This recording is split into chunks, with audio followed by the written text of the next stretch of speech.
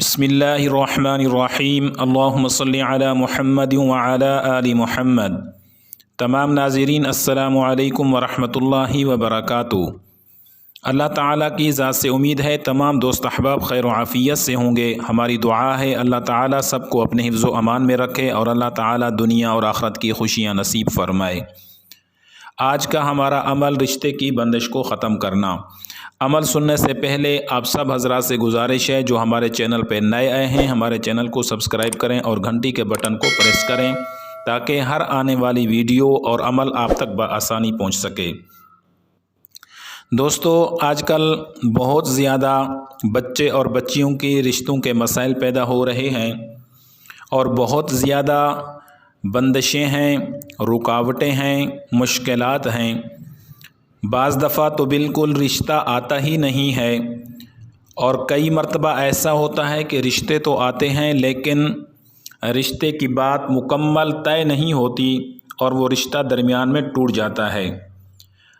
تو اس کے اندر اکثر اوقات یہی نظر آتا ہے کہ کسی کی شیطانی کی وجہ سے رشتے کو بند کروا دیا جاتا ہے، کسی کے اوپر بندش لگا دی جاتی ہے، کوئی عمل تویزات کے ذریعے سے، موکلات کے ذریعے سے بچے اور بچیوں کے اوپر ایسا عمل کروایا جاتا ہے کہ رشتہ گھر میں آ جاتا ہے، لوگ پسند کر جاتے ہیں اور واپس اپنے گھر میں جا کے وہ جواب بھیج دیتے ہیں کہ ہمارا انکار ہے اور ہم یہاں نہیں کر سکتے۔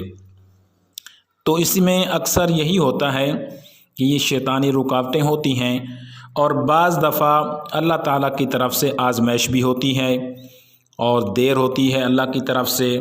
تو بہرحال تمام چیزوں کو مد نظر رکھتے ہوئے اللہ تعالیٰ کے 2 نام ہیں، ان ناموں کا ورد کریں، وظیفہ کریں تو انشاءاللہ تعالیٰ رشتے آئیں گے بھی اور اللہ کی طرف سے اللہ تعالیٰ کے خاص فضل و کرم سے انشاءاللہ بات بھی طے ہو جائے گی اور رشتہ بھی پکا ہو جائے گا۔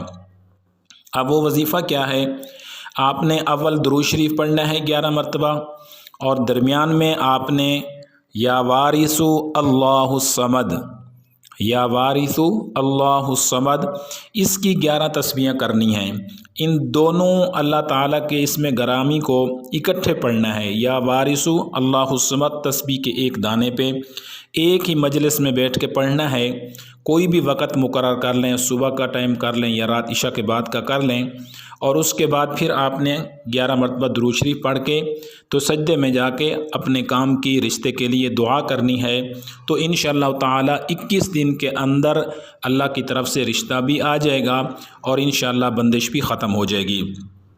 اور جو لوگ یہ سمجھتے ہیں کہ ہمارے اوپر بندش لگائی گئی ہے اور کسی تعویذوں کے ذریعے سے رشتہ بند کیا گیا ہے تو وہ حضرات اس وظیفے کے ساتھ بچے یا بچیاں، لڑکا یا لڑکی، یا وارث اللہ الصمد کی 11 تسبیحیں پڑھ لیں اور اس کے بعد وہ ایک تسبیح سورۃ الفلق قل اعوذ برب الفلق کی بھی پڑھ لے تو اس میں انشاءاللہ توڑ بھی ہو جائے گا اور بندش بھی ختم ہو جائے گی اور رشتہ بھی آ جائے گا۔